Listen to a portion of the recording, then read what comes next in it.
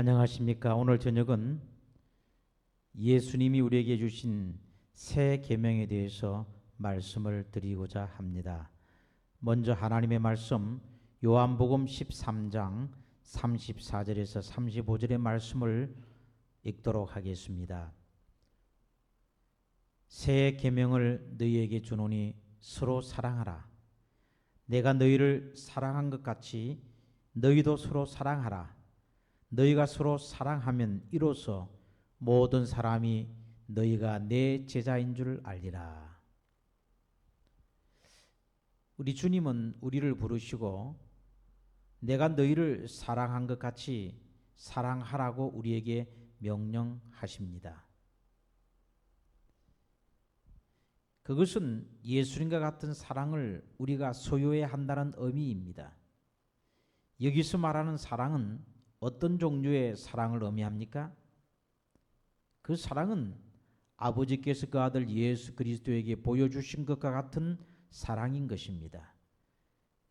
그것은 그 아들이 우리를 위해 십자가에서 죽으실 때 나타내신 그런 종류의 사랑을 의미합니다.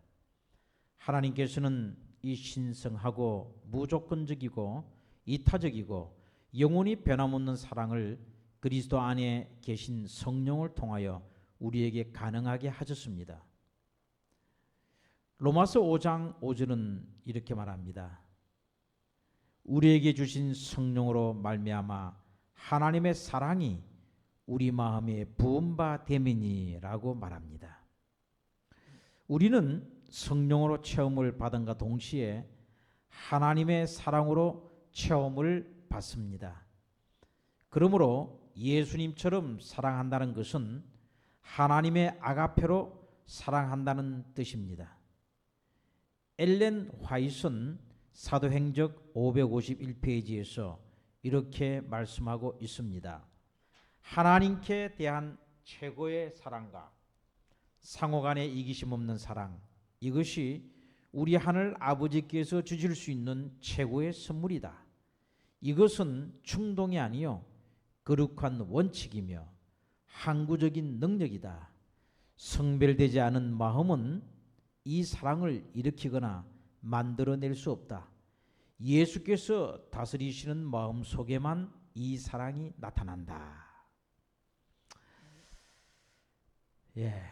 또한 교사에게 보내는 권면 175페이지는 이렇게 말씀하고 있습니다. 그대들은 사도시대에 그들 모두를 하나로 만든 사랑의 침례를 매일 필요로 한다. 그렇습니다. 우리는 이런 예수님의 사랑, 아가파의 사랑이 우리에게 필요합니다. 한 번만 필요한 것이 아니죠. 매일 우리에게 이 사랑이 필요합니다. 그런데 이 사랑은 우리가 어떻게 얻을 수가 있습니까? 예수님께서 우리 마음에 계실 때에, 예수님이 우리 마음을 다스릴 때만 이 사랑이 나타난다고 했습니다. 매일 성령을 구하고 또 성령을 받는 일은 그 즉시 사랑의 침례, 즉 하나님의 사랑으로 가득 차도록 만들어 줍니다. 교회적인 사근 348페이지에 이런 말씀이 있습니다. 온유하고 조용한 정신을 옷 입는다면 생애를 그처럼 쓰라리게 했던 문제의 100가지 중 99가지는 해결될 것이다. 그렇습니다. 우리의 삶 속에 왜 문제가 다양한 문제들과 쓰라린 것들이 일어나죠? 그것은 바로 이 예수님이 가졌던 사랑, 아가페 사랑이 우리 마음속에 없기 때문입니다. 우리가 하나님의 사랑으로 옷 입는다면, 성령을 통하여 우리가 이 사랑을 우리 마음속에 가득 품는다면 우리의 삶 속에서 발생하는 100가지 중 99가지의 문제들이 한순간에 해결될 것이라고 말하고 있습니다. 그러므로 사랑 없이는 모든 것이 아무것도 아니라는 사실을 우리는 알아야 합니다. 고린도전서 13장 1절에서 3절에 보면 사도 바울이 분명히 우리에게 이렇게 말하고 있습니다. 내가 사람의 방언과 천사의 말을 할지라도 사랑이 없으면 소리나는 구리와 울리는 꽹과리가 되고 내가 예언하는 능력이 있어 모든 비밀과 모든 지식을 알고 또 산을 옮길 만한 모든 믿음이 있을지라도 사랑이 없으면 내가 아무것도 아니요 내가 내게 있는 모든 것으로 구제하고 또 내 몸을 불사르게 내어 줄지라도 사랑이 없으면 내게 아무 유익이 없느니라. 그렇습니다. 사랑이 없다면 우리가 하는 모든 것들 아무 의미가 없습니다. 울리는 꽹과리가 되는 것입니다. 그러므로 사랑이 최고입니다. 사도 바울은 사랑을 구하라고 우리에게 권면하고 있습니다. 작자 미상의 시가 있습니다. 참 이 시가 좋기 때문에 여러분들에게 소개하고자 합니다. 이 제목은 사랑이 없으면 본질이 빠진다, 그런 제목이 되겠습니다. 사랑 없는 것은 본질이 빠진다는 겁니다. 사랑 없는 의무는 성급합니다. 사랑 없는 책임은 배려가 없습니다. 사랑 없는 정의는 엄격합니다. 사랑 없는 진리는 비판적입니다. 사랑 없는 교육은 완고합니다. 사랑 없는 지성은 어리석습니다. 사랑 없는 친절은 이중적입니다. 사랑 없는 명령은 옹졸합니다. 사랑 없는 전문 지식은 독단적입니다. 사랑 없는 명예는 교만합니다. 사랑 없는 재산은 인색합니다. 사랑 없는 믿음은 광신입니다. 여러분, 이 시 내용이 얼마나 참 적절하고 또 얼마나 참 아름답습니까? 우리에게 시사하는 바가 참으로 큽니다. 하나님의 사랑이 빠진 우리의 행동과 존재는 기본적으로 만족스럽지 못한 결과만을 낳는다는 것을 우리는 알 수가 있습니다. 우리가 하는 모든 것이 하나님과 우리 이웃을 향한 사랑에서 이루어진다는 것은 아주 중요한 일입니다. 만일 그리스도께서 성령을 통하여 우리 마음 가운데 거하신다면 우리는 아가페 사랑을 사람들에게 나타내 보일 수 있을 것입니다. 사랑이신 하나님의 성품을 통해 우리의 사랑이 성장한다는 것 매우 중요합니다. 사람의 가장 큰 필요는 사랑하는 것이고 또 사랑을 받는 일입니다. 성경에서는 하나님과 신자 사이의 관계를 결혼에 비유하고 있습니다. 이사야 54장 5절, 에베소 5장 32절에 보면 그렇게 되어 있습니다. 이 땅에서 좋은 결혼이란 무엇을 의미합니까? 부부는 상대방을 행복하게 하려고 노력하고 할 수 있는 대로 많은 시간을 함께 보내고 마음에 감동을 주는 모든 것에 대하여 서로 이야기하며 얼마나 서로 사랑하는지 반복해서 말하고 서로 애정을 주고받는 것입니다. 이것이 부부가 서로 사랑하는 좋은 결혼 생활이지요. 미혼이든 기혼이든 상관없이 모든 사람이 누릴 수 있는 남녀 사이의 결혼 관계보다 더 깊은 관계가 있습니다. 바로 그것은 나를 구속하신 하나님, 나의 구주 예수 그리스도와 나와의 관계인 것입니다. 나는 예수님을 통하여 최대의 안정과 도움과 가장 깊은 사랑을 경험할 수 있습니다. 그분은 절대적으로 신뢰할 만하며 이타적인 분이십니다. 예수님은 결코 나를 실망시키지 않으십니다.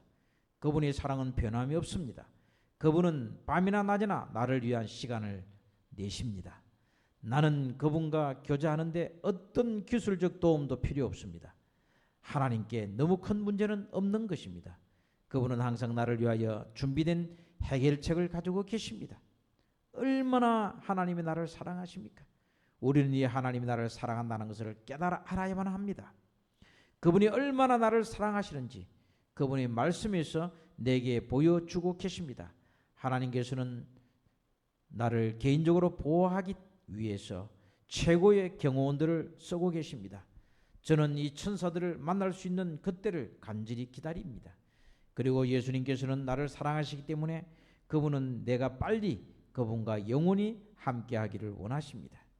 그분은 나의 거주지 변경을 위해 가장 비싼 값을 치르셨으며 이미 나를 위하여 놀라운 저택을 하늘에 마련해 놓고 기다리고 계십니다. 내가 스스로를 다치게 할 때, 내가 상처받을 때, 괴로워할 때 우리 주님은 나를 위해 우시는 것입니다. 그리고 언젠가 내가 새 예루살렘에 그분과 함께 있을 때에 나를 그분의 팔에 안아 주실 때를 간절히 바라고 기다리고 계십니다. 이보다 더 큰 사랑을 여러분 상상할 수 있겠습니까? 저는 도저히 상상할 수가 없습니다. 여러분은 때때로 하나님께서 질투하시는 것을, 하나님이 질투하신다는 사실을 알고 계십니까? 성경에 보면 하나님이 질투하신다는 말씀이 나옵니다. 나홈 1장 2절, 여호와는 질투하시며. 그리고 여러분 십계명에 보면 하나님은 나 여호와는 질투하는 하나님이라고 하셨습니다. 문제는 무엇이 하나님을 질투하게 만드는가입니다. 그 답은 에스겔 16장에 나와 있습니다. 에스겔 16장 전체를 읽어보는 것이 대단히 좋습니다. 먼저 8절과 15절을 살펴보겠습니다. 내가 내게 맹세하고 언약하여 너를 내게 속하게 하였느니라. 나 주 여호와의 말이니라. 그러나 18절 15절 보겠습니다. 내가 내 화려함을 믿고 내 명성을 가지고 행음하되 지나가는 모든 자와 더불어 음란을 많이 행함으로 너의 몸이 그들의 것이 되도다. 우리는 이 성경 구절에서 무엇이 하나님을 질투하게 하는지를 알 수가 있습니다. 이런 무엇이 하나님을 질투하게 만듭니까? 바로 하나님 자녀들이 영적 간음을 할 때입니다. 우리는 하나님의 질투는 인간의 질투와 다르다는 것을 깨달아야 합니다. 그것은, 이 하나님이 질투하는 것은 하나님의 진노와도 같습니다. 하나님의 질투, 하나님의 진노의 동기는 절대적으로 고상하며 온전히 이타적인 것입니다. 이분이 개인적으로 우리처럼 어떤 감정에 의해서 질투하거나 진노를 퍼붓는 것이 아닙니다. 그분은 우리의 안전에 대하여 항상 염려하십니다. 하나님은 우리가 번영하기를 원하십니다. 하나님은 당신의 질투를 통하여 우리가 다른 신들을 쫓는 것으로부터 우리를 보호하기를 원하시는 것입니다. 하나님은 그것이 우리에게 오직 해가 될 뿐임을 알고 계십니다. 오늘날 우리가 영적으로 간음하는 것은, 우리가 쫓고 따르는 신은 무엇입니까? 바로 우리가 좋아하는 가수들, 또는 멋있는 차, 또 잘 지은 내 집, 내 직업, 내 취미, 이런 것들입니다. 다시 말씀드리면 내가 하나님보다 더 사랑하는 것, 그 어떤 것, 사람이든 물질이든 그것이 바로 영적 간음입니다. 하나님이 질투한다는 것입니다. 하나님이 질투하시기까지 우리를 돌보신다는 것을 알게 하심으로 하나님은 우리와의 관계가 하나님께 얼마나 소중한지를 우리에게 보여주고 싶어 하십니다. 만약 하나님이 우리를 잃어버리게 된다면 하나님은 매우 슬퍼하십니다. 우리 하나님은 우리와의 영적 결혼을 깨끗이 유지하기 원하십니다. 만일 한 사람이 결혼 1년 후에 자기 아내에게 다음같이 말하였다고 상상해 보십시다. 우리가 지금까지 결혼 생활을 하였지만 나는 일주일에 이틀은 다른 곳에 있게 될 거야. 당연히 그 사람의 아내는 이것을 받아들이지 않을 것입니다. 하나님 역시 우리가 결혼 수약을 지키지 않을 때 이것을 받아들일 수 없으십니다. 그분은 우리에게 신실하시며 같은 마음을 여러분과 저에게 기대하십니다. 그분은 우리의 완전한 사랑을 갈구하십니다. 그렇기 때문에 성경의 기별은 아주 명백합니다. 온전히 하나님의 것이 되십시오. 그렇지 않는다면 하나님의 것이 아닌 것입니다. 모든 사람에게 적용되는 일반적인 축복이 있습니다. 모든 사람은 자신의 행동에 따라 축복을 받습니다. 사람이 부지런히 일하면 보통 굶지 않습니다. 사람이 정직한 생애를 살면 많은 사람이 신뢰를 얻습니다. 사람이 돕기를 잘하면 존경을 받습니다. 이것은 믿는 사람이든 믿지 않는 사람이든 모든 사람에게 적용되는 자연적인 축복들입니다. 우리는 하나님께서 선인이나 악인에게 해를 비추어 주시며 정직한 자에게든지 부정직한 자에게든지 비를 내리시며 모든 사람을 위하여 곡식을 자라게 하신다는 것을 경험적으로 알고 있습니다. 또 성경에도 그렇게 쓰여 있습니다. 그런데 성령께서는 예수님께 삶을 온전히 맡기도록 권고하시려고 모든 사람을 따라다닙니다. 하나님께서는 가능하면 많은 사람을 구원하기를 원하십니다. 이 모든 사람을 위한 일반적인 축복들 외에 하나님께서 그분의 자녀들에게만 주실 수 있는 특별하고 초자연적인 축복들이 있습니다. 그분의 자녀들은 당신의 삶을 예수님께 순복하며 매일 그분께 자신을 드리는 사람들을 말합니다. 하나님의 일반적인 축복만 받을 것인지, 가령 비라든지 태양 햇빛이라든지 곡식이 자라게 해서 그것을 우리가 먹는 것이라든지 이런 일반적인 축복, 이거는 예수를 믿는 사람이 믿지 않는 사람이 다 받는 축복이죠. 우리가 예수를 믿는 사람으로서 예수를 믿지 않는 사람들이 하나님께로부터 받는 이런 일반적인 축복만 우리가 받을 것인지, 아니면 일반적인 축복에 더하여 하나님의 특별하고 초자연적인 축복까지 함께 받을 것인지, 그것은 우리 각자가 스스로 결정하는 것입니다.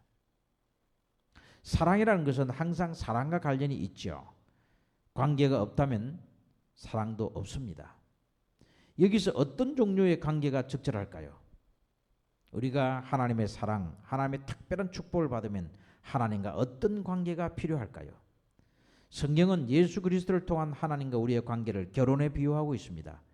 예수님께서는 지극히 사랑스러우시며 충실한 우리의 짝이십니다. 그러므로 하나님의 충만한 가운데 사는 삶은 나의 삶을 예수님께 의탁하였는지 여부에 달려있는 것입니다. 만일 내가 예수님께 내 자신을 의탁하지 않거나 예수님과의 관계 속에 우리가 머물러 있지 않는다면 동시에 나는 그분의 보살핌과 사랑, 특별하고 초자연적인 축복을 받지 못하고 그것을 내 스스로가 걷어차고 있다는 것을 의미하는 것입니다. 성경은 이 축복들을 다 같이 설명해 주고 있습니다. 이 특별한 축복, 우리가 하나님께 받는 특별한 축복이 무엇인지 말하고 있습니다.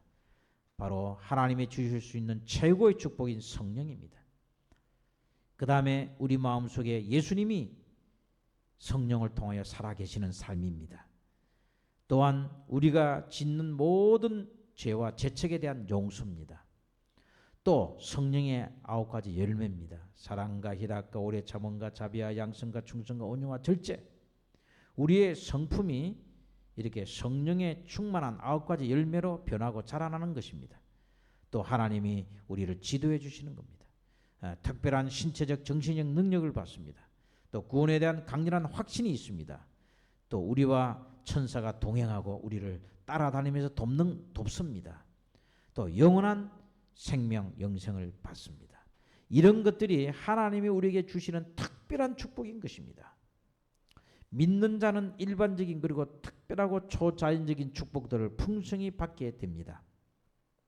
에베소 3장 19절에 보면 하나님의 모든 충만하신 것으로 너에게 충만하게 하시기를 구하노라.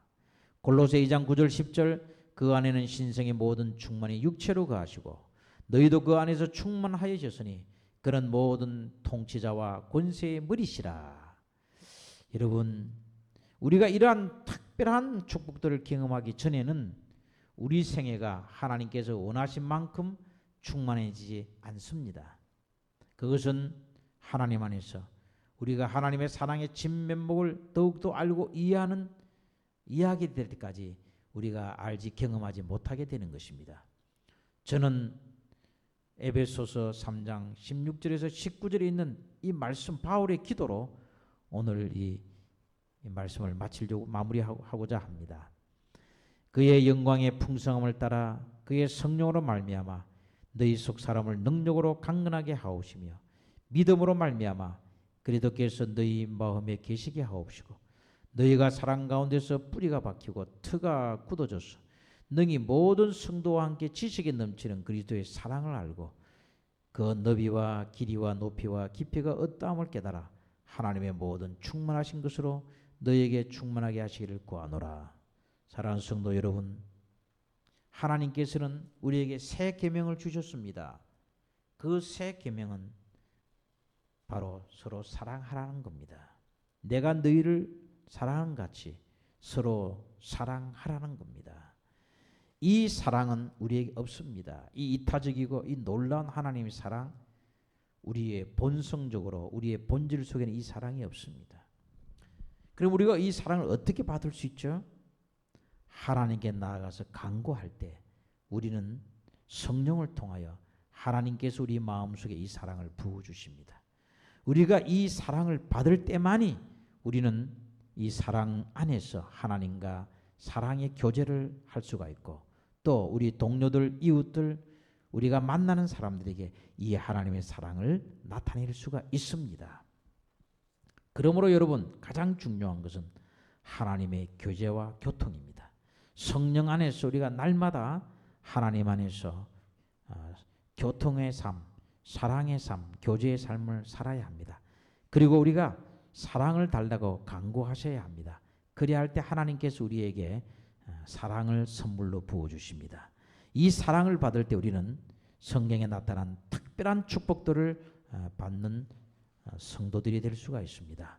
바울이 기도한 것처럼 영광의 풍성함이 우리 마음에 충만히 있기를 바라고, 성령께서 우리 속사람을 능력으로 강건하게 되기를 바랍니다.